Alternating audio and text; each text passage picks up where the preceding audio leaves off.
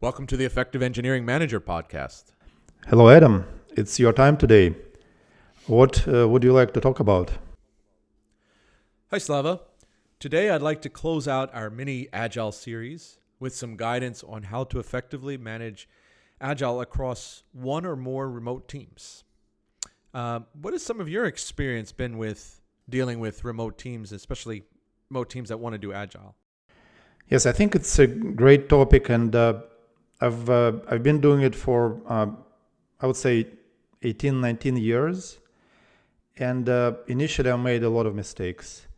And I do hope that after this podcast, our listeners will learn really good stuff and how to do it so that things work. Yeah, absolutely. And, what I came to realize over time was that there are so many dynamics that go into any team, but when you have an Agile team that's composed of smaller remote teams, the dynamics and variables at play just become compounded. And we'll get into that a little bit. And, the challenge that I started to have was, okay, when you have at least one remote team and you have an onshore team as well at the same time, how do you balance? What do you balance? Do you give more stuff to your onshore team? Do you delegate certain things to the offshore team? How do you do stand-ups? How do you ensure that everybody is contributing to the sprint and delivering on time? And those are just this is the tip of the iceberg. There's so many more parts to it that we'll get into. But it's a topic that I think is so pertinent, especially now, as all of us are stuck in a COVID world where we're all remote, even if we're just down the street from each other, or whether we're across the globe, across time zones, and dealing with teams that are also in the same situation remotely as well. How do you motivation becomes a major factor when dealing with remote teams that are now stuck at home, have different challenges going on. How do you ensure productivity? How do you communicate? So we'll get into a lot of that. This sounds great, and yes, it's certainly one of the most relevant topics these days. So can you tell us a bit more about how to manage remote Agile teams? Sure. So first thing I would like to do is define what a remote team is. What do we mean by a remote team? And in our context here, it's a team that is primarily located in a particular area or country or region, and you may have multiple of these, and that there is a common headquarters somewhere where maybe the person that's responsible for the team, the tech lead or the director or whatever, has to coordinate work amongst all these individual remote teams. So for an example, let's say you have a team in India, you have a team in the UK, you have a team in California. And whoever is responsible for all of those teams, really has a challenge of saying, okay, how do we coordinate work amongst all those teams? And I would also add here that all of those remote teams are contributing to the same product, the same feature set, and ultimately are going to be part of the same Scrum team. I'm not necessarily talking about remote teams that are of different verticals or complementary parts of the organization. That's kind of a different topic, but this is purely in the engineering sphere where you have to build an Agile team that has groups of folks that are grouped in different areas. Now, in a non-COVID work world, we're also talking about where those remote teams would be in the office in their respective locations, right? So you might have 5 people in India, 5 people in the UK, 5 people in the US, for example, right? And maybe in California. So, everybody is the groups are co-located and they have to work together. And so that's the kind of the context of what we're going to talk about here. And I've heard, speaking with a bunch of colleagues and peers, some people have as many as 5 or 6 remote teams that they have to pull together. Many that are completely spread across the globe, maybe 5 or 6 different distinct time zones. And then, ultimately somebody is getting ready for work and somebody's getting ready for bed every day when they have to communicate, and that becomes a challenge. So that's a little bit about what we mean by remote teams. Now let's talk a little bit about what the challenges are in those types of environments. First and foremost, you often have different languages and cultures. A team, even though you may all have a common language of business, which could be English, for example, there is, of course, some fidelity laws in communication when your native language is not English, and especially when you're not in person, communicating, and you can't get a lot of body language or whatnot. So language and culture norms are different. People's working days may be different. I mean, certainly, Europe, if you're working with a team in Italy or Spain or Latin America, you may find that the middle of the day becomes less productive for them. So oftentimes they take a longer lunchtime, whereas teams in other parts of the globe may not do that. So there's different cultural norms, different business norms, we talked about different time zones. So even though most people may work 9 to 5, the intersection of when the teams can really work together, so that not one team is not just getting up in the middle of the night, is often challenging. And a lot of times you're dealing with working some late hours, some very early morning hours, or even both, and then that creates some derived challenges that we'll talk about. And then I think the last major challenge is motivation and ownership. When you have remote teams, there's a tendency to have diluted ownership for the work or the product or the platform. And that can become a challenge because not only does the things drop or no one is owning something end to end, but it decreases the motivation of the individuals. And when you decrease motivation, now you have retention problems. And retention problems in remote organizations become even more challenging because now you have to rely on somebody remotely to do the hiring or recruitment. Right? It's not like you can just go off and do that with an onshore team. So, we see that each one of these challenges leads to some other derived challenges that can become pretty difficult. And then one more thing, and this is certainly not to be underestimated, it's the effect of remote teams. And I think a lot of us can relate to this right now, having to be completely remote in our current world, that burnout and fatigue come a lot easier when you have to communicate and work with remote teams.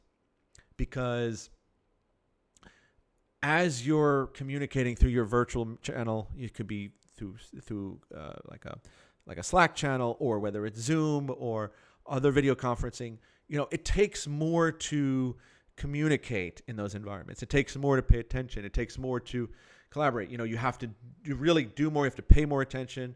You don't get the visual cues that you normally get, or as many of those. You're kind of confined. So burnout becomes very difficult. Burnout becomes difficult. It is difficult. Oftentimes you have teams that are, working very late hours just to communicate with another part of the team, and they're doing it remotely on Zoom or Skype, and then they have to turn around the next morning, start doing stuff locally, and burnout can happen very easily. And we kind of take motivation, extend it one step further. You also want to make sure that each team is getting what I call good work. Oftentimes if you have like a headquarters and branch type organization, or if you have a headquarters and you have contracted employees in different parts that make up your remote teams, there's sometimes a tendency to keep the good work or the more challenging work or more meaningful work closer to the local team. And sometimes that's not necessarily done, intentionally. It's just maybe those challenges are easier to be done in person, right? Maybe your leads or your more senior folks are in one location versus others, and then your remote teams often lose out on good work. The other challenges, and this is directly related to management, is that a lot of times, if you're not already a good manager or an effective manager locally, you're not necessarily going to be an effective manager for a remote team, right? It doesn't just switch. I mean, those same practices apply, and probably even more difficult. So oftentimes, managers who aren't very effective at managing their team may see a challenge, and instead of looking at things holistically with strategy or some of the things we talked about before with proper time management, they may say, "Oh, we got these bugs to fix. Okay, I'm just going to give this, all these bugs to this remote team because we have cheap labor over there, and we're just going to churn them out, right?" And we start to pivot, and instead of treating them as individuals, we're now treating them as automatons, right? And again, it's not necessarily intentional, but that happens, and I've seen it happen, and I'm sure I'm definitely guilty of that at one point in my career as well. So that's a little bit of a definition of what we mean by remote teams and some of the challenges, and and what composes some of the things that we're going to do to build best practices off of. What do you think about that, Slava? Do you have any thoughts on kind of dynamics of remote teams? Yes, I agree. And all those challenges that they are mentioning, and I definitely saw them. And it's a continuous experience these days. And so how do we approach all those challenges, and how do we make remote teams work? Yeah, absolutely. And so if we're going to go dive in now, let's talk a little bit about some of the practices now for dealing with that. So the first thing we need to do is identify the teams, right? We need to identify who our remote teams are. We need to kind of define an organizational hierarchy, even if it's just 2 people in each location, and even if you only have 2 locations. Create a hierarchy of responsibility and actually put it on paper, because that immediately keeps everybody on the same page, and it actually provides a level of focus that don't just take for granted that everybody understands. Again, especially when you're dealing with folks in different cultures, languages, backgrounds, etc. Once you create that hierarchy and understand each individual and each remote team's responsibility, then you want to define who is going to be the local lead in each team. And I cannot emphasize that enough. One of the key tenets to having successful Agile with remote teams is that each remote team is going to be their own subatomic Agile unit. Now, that doesn't mean they are completely independent. They're still going to be bound by some of the global rules of the team. But as far as interactions, daily stand-ups, unblocking team issues, and making sure everybody is fully functional, in that regard, you absolutely need that. And to do that, you need a local lead. And don't sacrifice on that at all. If you are the lead of the entire team and you're you're based in New York, and you have a team in India, and let's say you have a team in the UK, your lead in India and your lead in UK are going to be your eyes and ears for not only during the actual times of the day when you're not working, but also for overseeing that everybody on the team is motivated, following the same practices, and the same spirit and philosophy of the team, which you as an individual can do more in an on-site team, but you have to be able to delegate that to those individuals that are local in a remote team. And so it's important that you spend the time and find the right people for those positions, and the folks that can also share a same common philosophy. So I would actually say that recruitment and hiring for those roles is something that is not only super important, but should be done very diligently, and take the time. And even if you have to fly that person in somewhere at some point and spend a few days with them, spend a week or 2 weeks with that person, that investment is going to pay off immediately. And I've done that before, and I've actually built a brand new team. We hired a lead from India. I brought him all the way over to the United States. He spent a good part of a month with me. And then the next 2 years, we had excellent productivity, and we were aligned because of those 2 or 3 weeks that we spent together. He knew exactly what the philosophy was. He knew what the expectations were, and I understood him. So having a good local lead, someone that you can rely on, we're not talking about someone who necessarily has to be the most talented person in the world. It has to be someone that you can mesh with. Remember, this is your eyes and ears, and it's someone that can really, that has the professional maturity and has the awareness to be able to bridge any gaps that come up and make sure that that team is just not going off on a tangent and that they're staying true to the philosophy and goals of the team. And someone who is also motivated to grow teams as well. I mean, that's got to be there. If that's not there, you're not going to be successful. So creating that hierarchy of teams, building a local lead. The next thing is encouraging cross-team communication and coordination.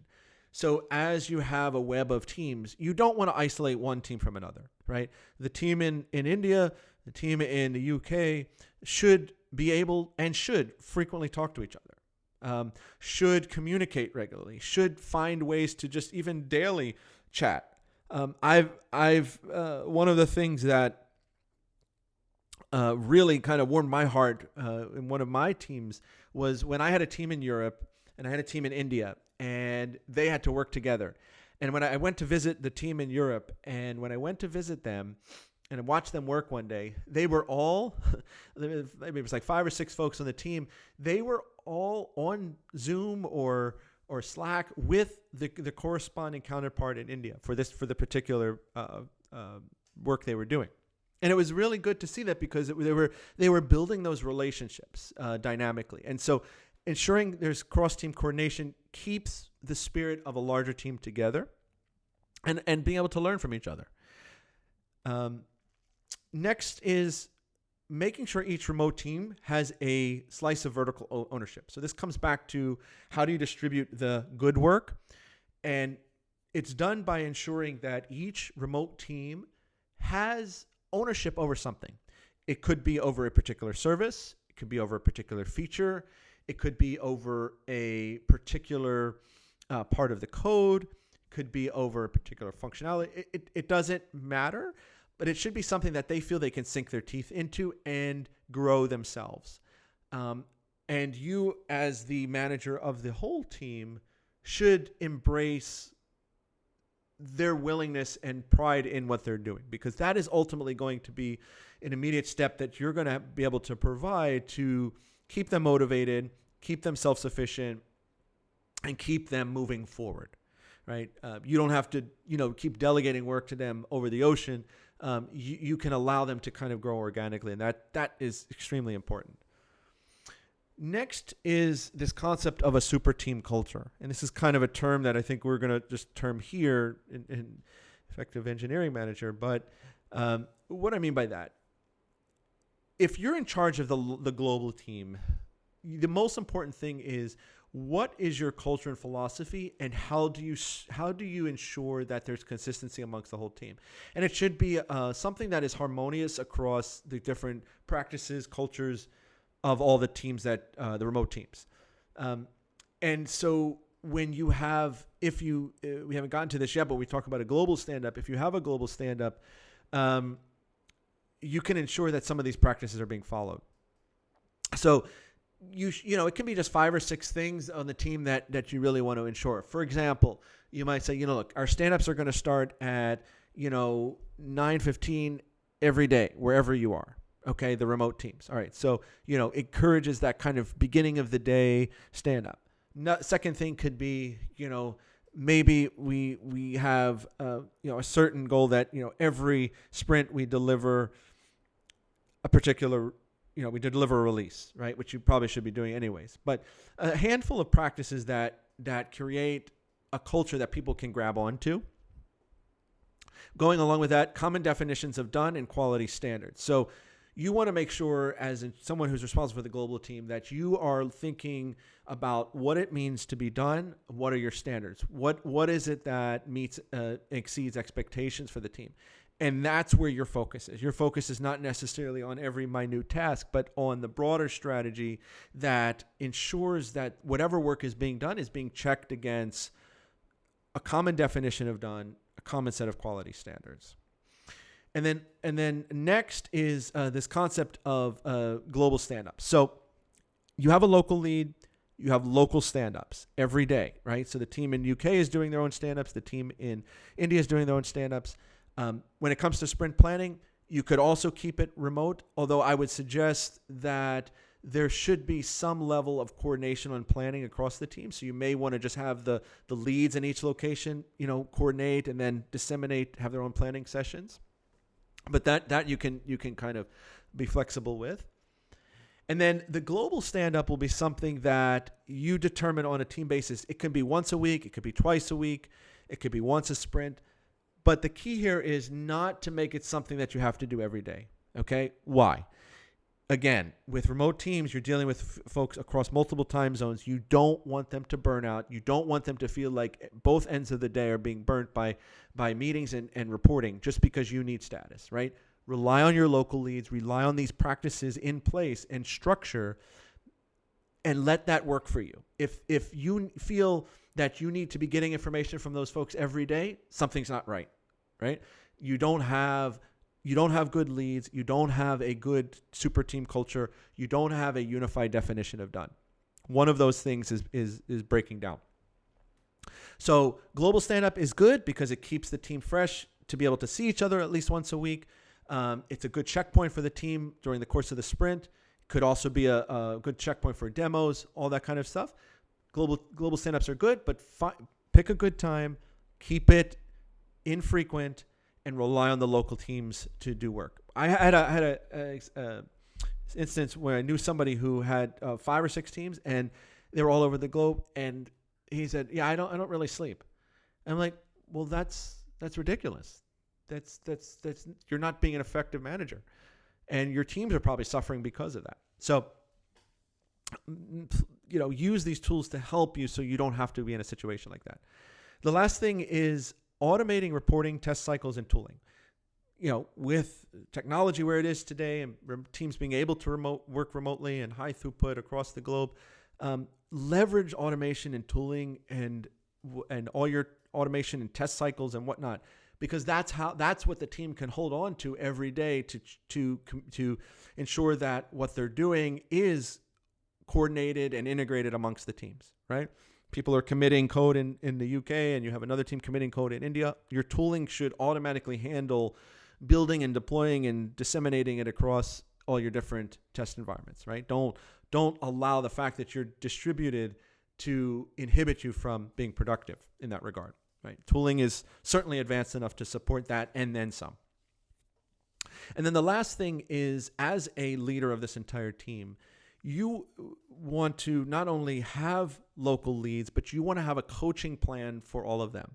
This is your checkpoint, your feedback point to make sure that, you should be doing one-on-ones already, but having a coaching plan in place.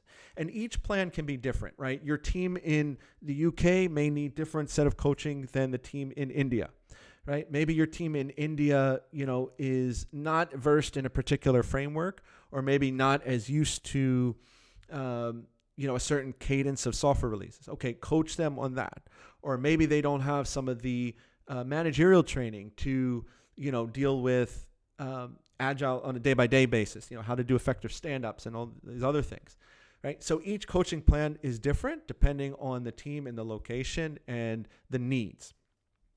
And it's up to you as the manager for the global team to put that coaching plan in place and be effective with that. So I think we covered here a handful of practices. It's certainly not exhaustive, but I think it's a great place to start and a great place to recognize that global teams that are composed of a bunch of remote teams really is the norm these days. And it doesn't mean we have to work harder. It doesn't mean we have to work more. It doesn't mean that things are impossible. It just means that we have to adopt the right strategy to make it effective. Yes, this is really good stuff. And I totally agree on building leads. My experience is the same. Without local leads, either the team will end up overworking, or you will end up undersleeping. And do it for a few months. It's a recipe for disaster, right? And I also agree on building shared culture and building shared processes and tools, right? essentially this should be just like a local team, except with the leads driving their own chunks of work remotely. And I think the only of all those things that you mentioned, I can only add one.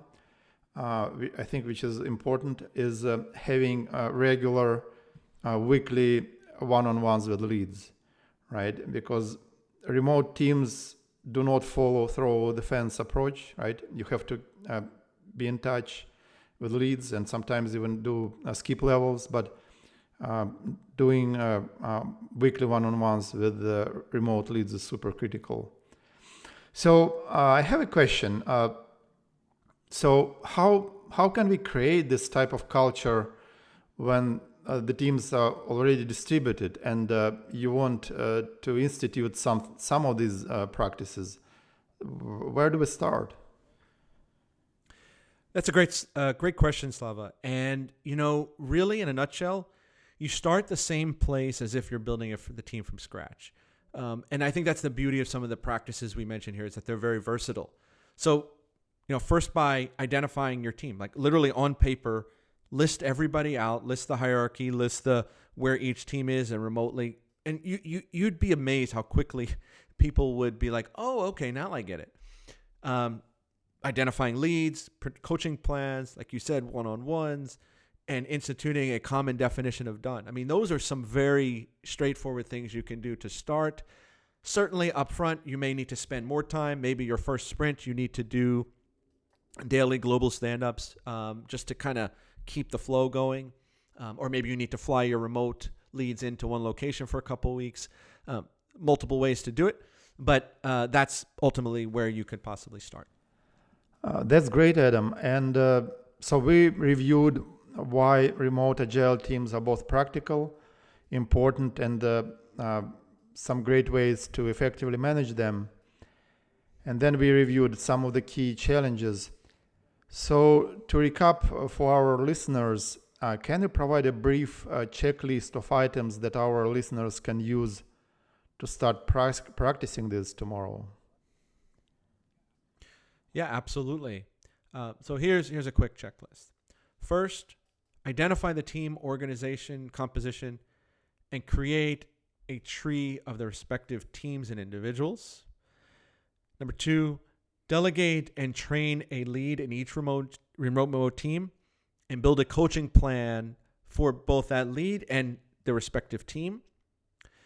Number 3, identify the daily stand-up locally and globally. So like we said, the global stand-up doesn't have to be daily, ideally less frequent.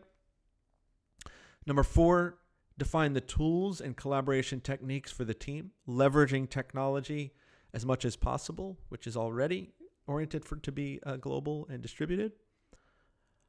Number 5, identify the key definitions of done and ensure they are shared across the entire team. Common culture, this common superculture.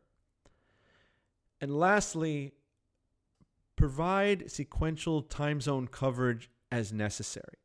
Leveraging the fact your teams are remote and ideally distributed globally, use that to your advantage and be able to either sequence them or have overlapping coverage areas for different things that may be needed to support the product so as not to burn out one individual or one particular team. Thank you, Adam. This is good stuff. Thank you, Slava. More good stuff is certainly on its way, so stay tuned.